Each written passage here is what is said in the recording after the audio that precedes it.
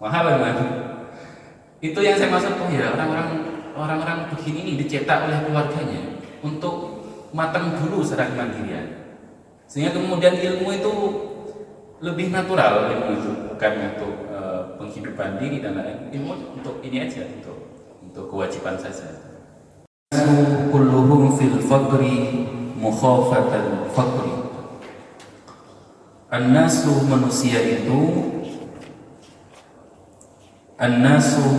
itu kulluhum semuanya,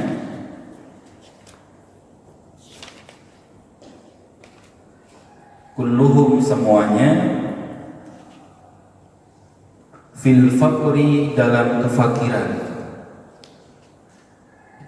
Fil faqri dalam kefakiran.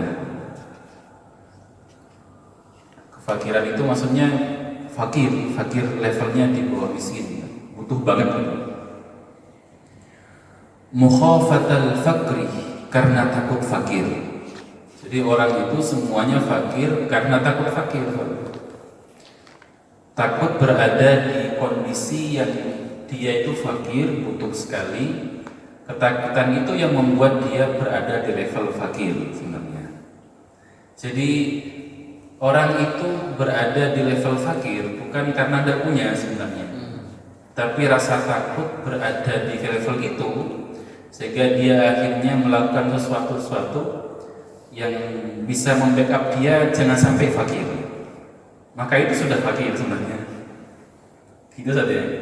Orang yang mencari kebahagiaan berarti dia tidak bahagia. Kan gitu rumusnya. Orang yang sedang butuh, maka dia fakir meskipun dia banyak hartanya, tapi butuh lagi masih. Itu namanya fakir. Wa kanu fi zamanil awwali, wa kanu, dan orang-orang dulu mereka, wa kanu dan ada mereka kalau diterangkan. Fi zamanil awwali, pada zaman dulu, orang-orang terdahulu itu saja. Yata'allamuna al-hirfah, mereka belajar al-hirfah, belajar ilmu urip, cari maisha. Orang-orang dulu itu yang dipelajari di awal adalah cara bertahan hidup. Ya bertani, kemudian apalagi saja memproduksi barang dan lain, itu namanya al-hirfah.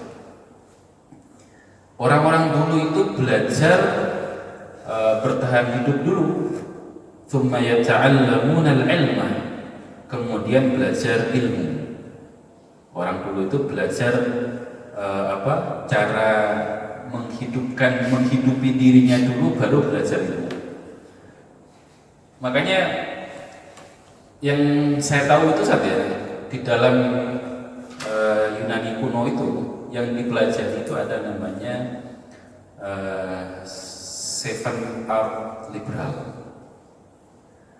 7 liberal bukan konotasi Indonesia lah ya. Liberal kan negatif kalau misalnya. Liberal dalam artian adalah seni belajar yang memerdekakan. Liberal itu yang memerdekakan. Ada 7. Yang pertama itu trivium, yang kedua itu quadrivium. Trivium itu bahasa sebenarnya. Yang pertama itu gramatika, yang kedua itu adalah retorika, kemudian yang keempat bahasa, retorika, satunya saya lupa. Jadi yang tiga pertama itu tentang bahasa, skill komunikasi berarti kan. Nah, 4 yang terakhir nanti ada namanya aritmatika, yang quadrivium itu ada namanya geometri, ada namanya ilmu falak saja dan lain-lain. Itu belajar mengenali bumi dengan kaitannya dengan angka nanti. Itu yang dilakukan oleh orang dulu saja. Jadi 3 mapel ini yang wajib. 7 mapel ini. 7 mapel inti yang kalau dipecah lagi hanya 2, bahasa dan matematika. Tapi matematika kaitannya dengan kehidupan, bagaimana caranya hidup dengan ilmu itu, baru nanti mereka berkembang. Jadi ulama dulu itu saja belajar survival dulu saja, belajar mandiri dulu. baru setelah itu belajar ilmu. Tujuannya apa? Hatta la yatma'u fi amwalin nas. Hatta la yatma'u, agar mereka tidak tamak.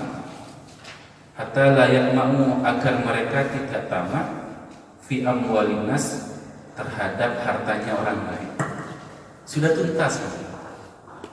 Jadi mereka ketika sudah ngajar sudah tuntas dengan urusan apa? Manusia itu. Kalau kita agak berbeda. Ngajar itu memang untuk salah satunya untuk manusia. Bagaimanapun pasti ke arah sana kan kita bilang. Ngajar, cari kerja, cari lowongan jadi guru itu diantaranya adalah untuk menghidupi diri dan keluarga. Kalau orang guru itu sudah tuntas di awal. Saya punya teman misalnya, keluarga Rosyadin. Itu keluarganya ngajari anak-anaknya model begini. Yata'allamuna al-khirfah dulu. Diajak anaknya itu dididik menjadi orang yang mandiri sejak dini. Saya dulu itu di Malang, waktu itu 2011 kayaknya. Ketemu beliau, usianya masih 19 tahun. Saya waktu itu sudah 23 ya. Itu saya bantu jualan produknya dia. Saya bantu jualan produknya dia. Bahkan dia itu sudah punya organisasi, waktu itu namanya Ikhwah Gaul. Masih muda saja, 19 tahun sudah punya organisasi, pemimpinnya Ikhwah Gaul. Jadi komunitasnya itu orang-orang yang suka ngaji di kalangan remaja-remaja itu. Dan dia bilang gini, Mas saya itu usia 19 tahun ini telah nikah. Karena kultur keluarganya nikah itu 18, 17 itu sudah nikah. Tidak ada yang sekolah formal, tapi sekolah ikut paket gitu. Semuanya ngafalkan Quran dan semuanya jadi orang sukses sekarang. Semuanya hafal Quran dan menjadi. Salah satunya punya pondok Sintia Salma. Satu kakaknya. Jadi pondok ini gratis, diajari tahfidz plus diajari digital marketing. Karena kakaknya ahli internet marketing. Kalau itu pelatihannya itu 5 hari itu saja via Zoom itu 3 juta 4 juta gitu. Mahal memang. Itu yang saya maksud, ya orang-orang begini ini dicetak oleh keluarganya untuk matang dulu secara kemandirian, sehingga kemudian ilmu itu lebih natural, ilmu itu bukan untuk penghidupan diri dan lain, ilmu untuk ini aja, untuk kewajiban saja. Loh, di kita bagaimana Ustaz ya? Karena sudah kadung ini, sudah kadung ngajar, motifnya diantaranya adalah menghidupi diri dan keluarga. Tidak apa-apa kalau sudah kadung, bagi saya itu yang sudah terjamin kayak gaji itu kan sudah terjamin tadi. Tidak perlu masuk motif. Kalau sudah pasti keluar, tidak perlu masuk motif sekarang. Geser motifnya. Notif ya. Notif ya. Kalau tidak perlu masuk motif sudah. Jadi berangkat kerja GCM itu mau ngajar di sekolah, saya niat ngajari anak-anak, niat menemani anak-anak yatim, niat biar melek ilmu dan lain-lain. Jadi motifnya sudah keilmuan. Karena yang ini sudah tercover. Meskipun tidak masuk niat pasti sudah tercover. Tapi kalau yang bersifat pahala, keberkahan itu butuh nempel di niat kuat. Itu gitu saja. Saya mikir keluarga beliau itu saja banyak putranya banyak dan mayoritas begitu, hafal Quran dan mandiri sejak dini. Salah satunya kemudian lanjut ke Al-Azhar. Terus kemudian yang hebat itu ini pendidikan keluarganya gimana saya pikir. Suatu hari sudah lama sebenarnya, abahnya itu mau nikah lagi. Nah anak-anaknya prepare semuanya persiapan menyambut pernikahan yang kedua dari abahnya sama ibu yang pertama. Insya Allah ini gimana keluarga? Bukan poinnya bukan di poligaminya saja. Poinnya bukan itu. Saya bayangkan gimana keluarga ini mendidik anak-anaknya. Bukan hanya mandiri sejak dini, bukan hanya matang, tapi semuanya menjadi orang yang ini tenang, kemudian dewasa, bijaksana. Saya mikir ternyata membangun bangsa itu bisa lebih awal. di keluarga. Bahkan kalau keluarga sudah matang, misalnya menurut saya, sekolah itu tidak perlu banyak bekerja keras. Karena kalau nunggu sekolah itu bagi saya agak terlambat sih kalau nunggu sekolah. Justru anak itu pondasinya dibangun di rumah. Makanya bagi saya itu kalau ada orang nikah hanya sekedar nikah, tidak siap menjadi guru di rumah, itu hanya menciptakan lulusan-lulusan yang berbahaya. Lulusan rumah ya. Lulusan rumah itu maksudnya ya anak-anak yang pasti itu. Itu bisa kita lanjutkan. Wafil hikmah, dan di dalam sebuah kalimat hikmah atau kalimat wisdom saja, atau ada sebuah quote, manistauna bimalin nas iftaqar. Manistauna bimalin nas, barang siapa yang membutuhkan hartanya orang, tolabul mina, masih butuh terhadap hartanya orang lain, iftaqar, maka dia fakir. Siapa yang masih ngarep pada orang, pada makhluk, dia sebenarnya levelnya masih fakir. Fakir itu layak disantuni. Kalau yang begini layak disantuni bukan hal materi, tapi keimanan. Dia butuh disantuni keimanannya biar tidak ngarep lagi pada orang lain. Ini penting saja, mengharap itu tidak hanya masalah harta dan dunia, mengharap pujian, mengharap perhatian, mengharap apresiasi dari orang. Orang yang paling banyak ngarepnya, dia paling fakir, paling miskin.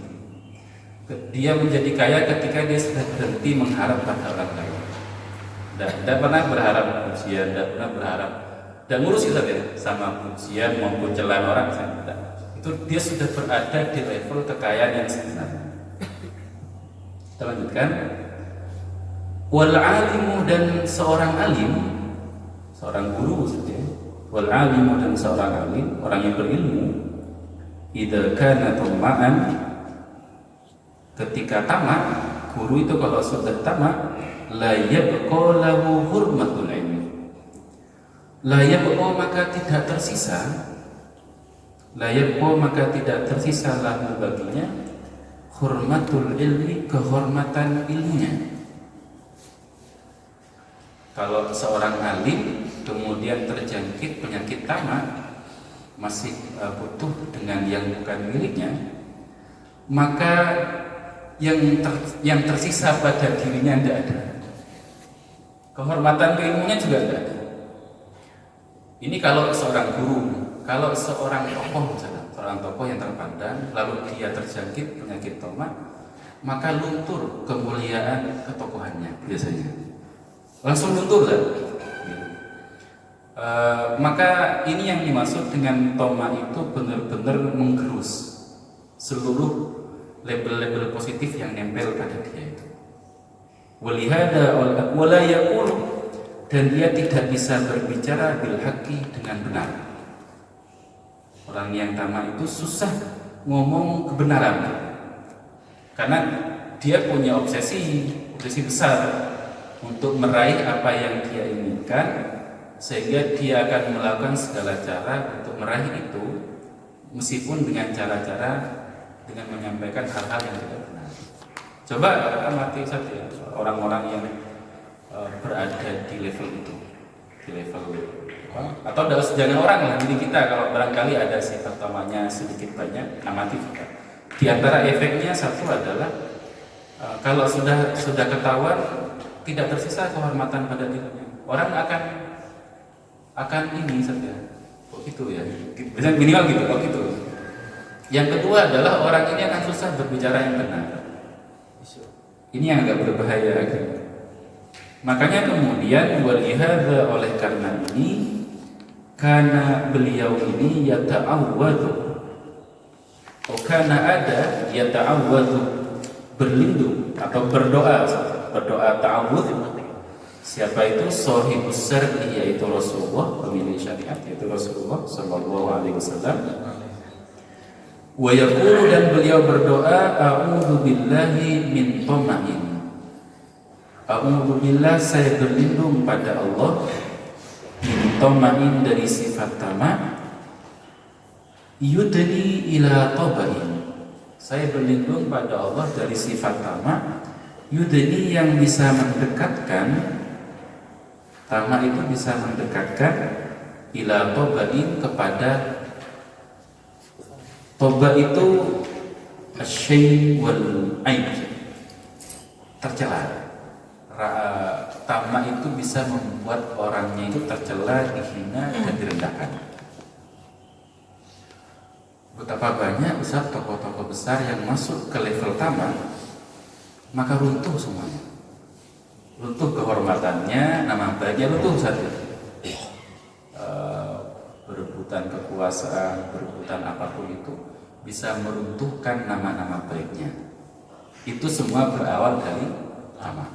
Makanya kemudian doanya, ya Allah, a'udzubillahi min toma'in yudni ila tobain. Ya Allah, saya berlindung kepada Engkau dari sifat tamak yang bisa mendekatkan kepada kehancuran atau kepada keaiban.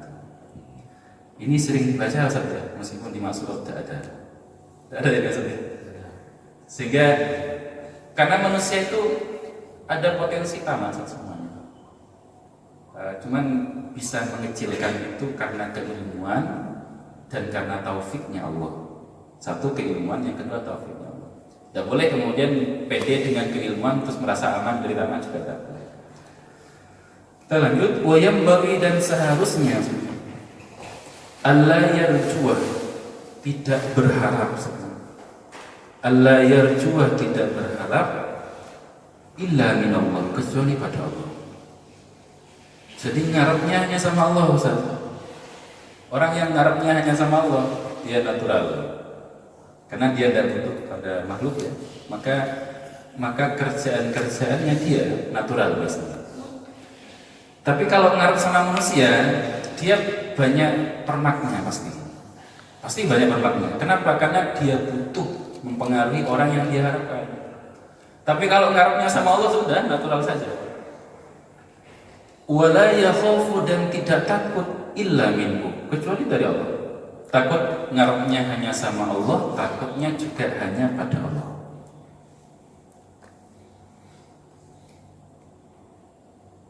Jadi kalau masuk kelas kan Ustaz ya, mau ngajar, harapan terbesar jenengan kan ilmu yang jenengan sampaikan difahami dengan baik. Nah, itu pengharapan terbesarnya pada siapa? Pada Allah. Ketika jenengan ngarepnya hanya pada manusia, atau pada perangkat, atau pada konsep, atau pada strategi, itu biasanya tidak terlalu kuat biasanya, tidak terlalu strong, energinya nggak terlalu strong. Kenapa? Karena dengan menyantolkan harapan itu pada makhluk, yang makhluk itu karakteristiknya adalah lemah. Kan itu tadi ya. Berbeda kalau harapan panjenengan itu dicantolkan kepada zat yang maha kuat, yaitu Allah Subhanahu wa taala, maka energinya tentu berlipat-lipat seharusnya. Dan ketika itu tidak terjadi, misalkan harapan panjenengan itu, oh ya sudah, karena Allah belum ngasih, biasa aja. Makanya kalau katanya Gus Bah itu, orang yang harapannya hanya pada Allah, takutnya pada Allah, hidupnya santai, tidak pernah sedih. Ya sedih, muncul sedih, kadang muncul sedihnya, tapi dia cepat sekali menghilangkan kesedihan itu. Karena semuanya sudah dari Allah SWT. Kalau di ini saat di mana itu saya membaca kisah-kisah Mandarin itu, Cina Timur itu, kan filsafatnya Cina itu dalam banget. Itu mereka itu saja ada istilah itu, mengiyakan hidup apapun kondisinya, gelmi kahanan. Katanya orang barat, jasa. Itu apapun yang terjadi diiyakan dulu. Misalkan, saya kok terlempar jatuhnya kok ke barat ya, sudah. Jangan ditolak dan diberontak. Hal-hal yang bukan di wilayah kita itu jangan ditolak dan diberontak. Maka hidupnya ngalir saja. Karena nanti kalau berontak itu biasanya terjadi keluar dari jalur. Misalkan air itu kan, ngalirnya ke kanan itu. Terus dengan saya tidak mau kanan mungkin, keluar dari jalur lain. Pasti begitu. Maka hidup itu harus banyak mengiyakan takdir. Kalau sudah takdirnya ke sana, ya dia kan. Tapi kalau belum, diuji saja. Nah, saya ini suka begitu. Kalau belum terjadi takdir itu diuji, benar enggak? Misalkan takdir saya itu benar enggak ke barat, diuji dulu sekuat tenaga, habiskan seluruh ikhtiarnya. Tapi kalau sudah terjadi, oh enggak, ternyata saya tidak bisa ke barat, tapi itu timur sudah takdirnya. Itu namanya ngelumi kehendak. Saya pernah dapat kalimat hikmah begini. Ketika saya ragu-ragu untuk maju pada suatu hal, teman saya bilang, loh gini, antum itu enggak, antum misalkan contohnya kehilangan kunci, terus ragu-ragu kunci saya ada di ruangan saya enggak? Ragu-ragu kan? Maka enggak cukup hanya ragu-ragu terus tidak melakukan apa-apa. Antum cek dulu ke ruangannya, ikhtiar namanya. Oh ternyata di ruangan saya enggak ada, sudah takdirnya bukan situ berarti. Keraguan-raguan itu butuh diuji takdir itu. Tapi kalau sudah terjadi sudah, berarti begini jatuh. Ini yang dimaksud dengan harapan terbesar, ketakutan terbesar itu hanya pada Allah. Selain itu tidak boleh ada. Wa yadharu, dan bisa nampak saja. Nah ini berbicara indikator. Indikatornya orang yang berharapnya hanya sama Allah dan takutnya sama Allah. Wa yadharu, dan bisa nampak dalika itu, harapan pada Allah dan takut pada Allah itu saja. Bimujawazati haddis syar'i, ketika melanggar batas syariat. Ketika melanggar batas syariat, wa adamiha, dan tidak atau tidak melanggar. Wa adamiha, atau tidak melanggar. Ukuran orang dianggap harapannya pada Allah atau enggak, itu kan abstrak saja. Nah ada indikatornya. Indikatornya adalah lihat orang ini melanggar syariat atau enggak dalam hal ini. Nanti saya kasih contoh saja. Faman asallah, barang siapa yang bermaksiat pada Allah Ta'ala, melanggar maksudnya melanggar batas-batas syariat, khaufan, karena takut, minal mahluki, dari makhluk. Maksiat pada Allah karena takut pada makhluk. Contohnya apa? Takut ketahuan yang akhirnya kemudian dihukum nanti. Dia milih melanggar pada Allah. Apa? Berbohong. Ada siswa misalkan, saya kalau ketahuan kabur, nanti saya dihukum. Takut kan akhirnya? Akhirnya memilih, enggak, saya tidak kabur. Itu sudah maksiat namanya. Berbohong soalnya. Dia memilih bermaksiat karena takut pada makhluk. Nah barang siapa yang begitu saja, faqad khaufa ghairallahi ta'ala, berarti orang ini takut pada selain Allah berarti. Indikator gampangnya begitu. Orang itu takut sama Allah atau enggak, lihat. Ketika dia takut kepada makhluk lalu melanggar pada Allah, berarti takutnya pada makhluk bukan pada Allah. Buktinya dia milih melanggar pada Allah demi menjaga ketakutannya pada makhluk. Ini bisa ditarik kasusnya saja kemana saja. Ini saya kasih contoh siswa. Kalau guru bagaimana, kalau pasangan bagaimana. Jangan sampai kemudian memilih takut kepada pasangan lalu memilih melanggar pada Allah. Itu berarti takutnya pada pasangan bukan takut pada Allah. Gitu saja. Fa idza lam ya'sillah ta'ala, ketika dia tidak bermaksiat pada Allah, ketika dia tidak bermaksiat pada Allah, li khaufil makhluk, hanya karena takut pada makhluk,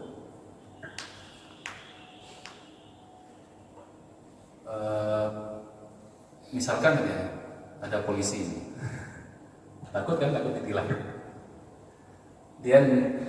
dia akhirnya memilih untuk rasa takutnya pada makhluk, itu kan normal saja. Nah, takut ditilang kan semua takut kan ya. Tapi dia jujur kemudian, enggak, saya tidak akan melakukan hal-hal yang melanggar syariat. Oh Pak, ngapunten, memang saya tidak bawa ini, memang SIM saya tidak ada. Dia tidak ada narasi-narasi dan retorika kebohongan, tidak ada, sudah jujur aja. Meskipun dia takut ditilang juga. Ngapunten Pak, saya memang belum buat SIM karena begini-begini. Kalau ini, akhirnya dia tidak akan berusaha untuk melakukan suap dan macam-macam dan bohong, tidak ada. Karena takutnya hanya pada sudah monggo Pak, kalau saya ditilang tidak apa, saya salah Pak. Natural aja gitu. Apakah ini sering kita lakukan? Hendak pilih jalur yang lebih simpel ya. Seperti Pak ngapunten, saya punya uang hanya 50.000. Selesai gitu. Saya tuh pernah punya cerita soalnya. Jadi takut itu normal tuh ya, normal. Tapi ketika melanggar syariat karena takut, itu berarti takut yang berbahaya. Saya pernah ke Ampel gitu sama Ustaz Hadi, naik motor dulu banget, terus motor balik satu arah gitu, terus di depan sana ada polisi banyak. Waduh, belum punya SIM kan? Akhirnya melintir ke kiri, ada toko gitu kan ya, kayaknya menarik ini, mampir di kiri. Nyampe di situ makanan sebenarnya, warung restoran gitu. Ngobrol sama Ustaz Hadi itu, gimana beli enggak ya ini? Sudah ada di halaman ini, halaman restorannya. Polisi agak sekian ratus meter. Di saat ngobrol begitu masih bingung ini serius mau masuk atau hanya sekedar sembunyi. Tiba-tiba ada suara di belakang. Selamat pagi Bapak. Bisa dilihat suara-suaranya. Jadi kita hanya melongo gitu, Pak. Melongo yang kaget. Itu yang pertama. Saya punya banyak kejadian lucu ya dengan polisi. Pernah di Malang, masih belum punya SIM juga waktu itu, 2011. Di Jalan Suhat atau Jalan Suhat satu arah. Nah, kok ada polisi ya? Terus sepedanya itu malah melintang tengah jalan. Waduh. Dan untungnya itu malah melintangnya itu di jalan ada yang ke kiri, jalan ke perumahan. Otak kan bekerja keras. Gimana caranya nggak ditilang? Akhirnya berhenti di pojok. Di pojok itu memang ada warung juga. Saya berhenti di pojok, kemudian polisi sibuk bilang orang, saya mampir. Saya ngobrol sama yang punya. Pak, ini mau beli ini, belum buka mas. Waktu itu jam 9 pagi kayaknya. Lu jam berapa bukanya? Masih jam 11 nih. So, 2 jam saja. Akhirnya sudahlah, saya balik lagi ke motor, niat saya ke kiri. Nah, di sini polisi. Kalau lurus kan pasti kena. Saya ambil helm saja. Saya ambil helm, saya pasang helm saya. Terus ada orang yang teriak, Mas itu helm saya loh. Saya lihat, oh iya. Saya salah ngambil posisi motor. Dikira saya mau nyolong motornya. Semakin ini kan semakin panik kan ya. Ini polisi dengar nggak ya? Mas ini motor saya yang ini ya. Kebetulan motor saya lebih bagus memang ya dengan ini. Saya tidak mengambil, saya salah ngambil ini aja. Akhirnya tambah deg-degan memang begitu saja ya. Orang yang salah itu masya Allah kondisi hatinya tidak karu-karuan, tidak tenang dan tidak karu-karuan. Jadi itu salah satu contohnya. Takut itu natural, tapi kalau kemudian berimbas pada melanggar syariat, berarti dia memilih takut pada makhluk dan berani sama Allah. Gitu. Kita lanjutkan. Ketika dia tidak maksiat sama Allah, li khaufil makhluk, karena takut pada makhluk, wa raqabah hudud syar'i, lalu menjaga batas-batas syariat. Lalu menjaga batas-batas tidak dilanggar saja. Berarti falam yakhaf wairallahi ta'ala, berarti orang ini tidak takut kepada selain Allah. Berarti takutnya hanya pada Allah. Bal bahkan khafallahu ta'ala, dia takutnya pada Allah. Itu gitu saja, insyaallah. Gimana kalau prakteknya dalam hal guru itu? Misalkan penilaian evaluasi gitu ya, saya nanti takut dievaluasi hasil ngajarnya jelek sehingga kemudian melakukan hal-hal yang melanggar, dikatrol macam-macam. Itu berarti takutnya kepada makhluk dan berani sama Allah. Dia melakukan manipulasi hanya untuk takut penilaian orang lain. Biasanya yang begini saat ini rapuh orangnya. Ketika harapannya pada makhluk, takutnya pada makhluk, orangnya rapuh. Tidak strong sama sekali, tidak ada tangguh-tangguhnya biasanya. Tapi kalau orang yang takutnya hanya sama Allah, biasa saja, sudah tidak apa. Saya dinilai kurang tidak apa, tidak apa. Saya siap terima konsekuensinya. Normal saja. Saya dulu, saya kan ngajar seperti itu ya. Kalau ngajar kelas 7 masih mending, SMP, SMA masih mending. Ngoreksi itu masih enak lah, ngoreksi ujian. Kalau ngajar di TCM yang agak unik, mahasiswa kan sudah saja soalnya isai, kemudian jawaban yang paling logis, paling banyak, itu yang paling bagus. Jadi kertas folio bergaris itu 2 lembar itu itu kadang full itu. Bayangkan koreksinya sebenarnya. Saya pernah takut ketika dengar ada ulama Al-Azhar kayak waktu bilang begini. Ulama yang takut sama Allah, ulama yang takut sama Allah ketika koreksi ujian santrinya itu sholat istikharah dulu sebelum koreksi. Satu-satunya. Enggak. Sebelum koreksi semuanya, sebelum ulama kita koreksi, dia sholat istikharah, dia minta sama Allah dibimbing jangan sampai mendolimi nilai siswanya. Kalau pilihan ganda masih enak Ustaz ya, masih. Tapi kalau esai itu masya Allah ini gimana? Biar saya tidak mendolimi. Apalagi kalau sudah tulisannya jelek Ustaz ya. Itu kan malas baca. Kalau sudah tulisan jelek malas baca, akhirnya sudah tak kasih nilai sekian aja. Saking takutnya ulama dulu sama Allah, takut berlaku tidak adil. Mereka sholat istikharah dulu minta bimbingan. Ya Allah bantu saya menilai dengan baik dan objektif. Biar saya tidak mendolimi nilainya saja. Itu orang yang takut sama Allah dulu. Kalau kita sekarang tidak tahu ya. Kalau bilang ganda insya Allah masih aman. Pasti itu. Aman ya. Lanjut, wakada demikian juga fi janibir roja. Wakada demikian juga fi janibir roja dalam hal harapan. Ini kan tadi dalam hal ketakutan. Dalam hal harapan juga begitu misalnya. Ustaz, takut itu bukan negatif saja. Justru orang anak kecil yang tidak punya rasa takut, masih kayak anak saya usia setahun itu bahaya. Bener-beneran masuk kamar mandi, pegang pisau. Kenapa belum kenal rasa? Kalau saya nonton film Mulan itu, di antara tagline pedangnya itu, Mulan yang Disney 2020. Tagline pedangnya itu yang pertama itu loyal, yang kedua adalah berani itu apa bahasa Inggrisnya? Nah, yang ketiga itu true, benar ya, dia bilang benar. Dia bilang begini gurunya itu, meskipun berani itu wajib. Berani itu tidak ada kecuali karena ada ketakutan. Berani itu tidak akan muncul kalau tidak ada istilah takut itu. Sehingga takut dan berani itu sama-sama ada. Orang yang berani itu belum tentu, bukan berarti tidak punya rasa takut, dia punya rasa takut. Ada konteksnya masing-masing dan ada porsinya masing-masing. Makanya saya bilang jangan kira takut itu jelek. Orang yang takut itu, anak kecil itu tidak punya rasa takut dan bahaya itu. Orang tuanya yang capek malah. Benar orang tuanya capek jalan ke sana sebentar, orang tuanya sibuk. Jangan sampai ketemu pisau, jangan sampai ketemu benda-benda tajam, jangan sampai ketemu aliran listrik, kan begitu. Kenapa? Karena anak kecil belum ngerti rasa takut. Itu Ustaz ya.